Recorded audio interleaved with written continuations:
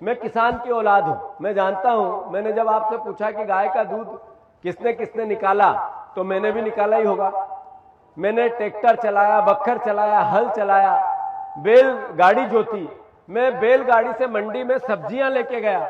मैंने पूरी जिंदगी रात में खेत में सिंचाई कैसे होती है उसकी भी मुझे भावना है। जब हमारा मोटर चल रही है, पानी का सीमित समय है, लाइन टाइम पे आती है और इस बीच में हमारे जम्फर उड़ गए ऊपर, स्टार कटआउट में से फीस उड़ गए, वो फीस भी बांधे मैंने डिप्पी के, ट्रांसफार्मर के। मैंने स्टार्टर क्या होता है, स्टार्टर का झूला क्या होती है, केबल क्या होता है, केबल और मोटर ट्यूबवेल में उतारना क्या होता है, और फिर जल जाए तो उसको निकालना क्या होता है, ये सब यातनाएं या ये सब काम को मैंने किया है।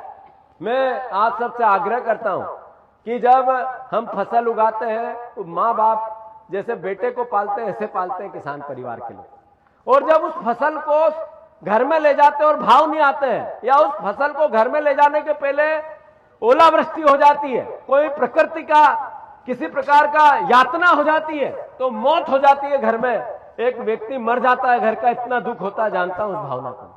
जब किसान कर्ज में होता है और 10 तरीके के कर्जे हो जाते हैं और फिर 1 बीघे जमीन बेच के मैं कर्जा दे दूं, जब वो परिस्थिति निर्मित होती है तो कितना घर में दुख होता है, वो भाव भी मुझे पता है।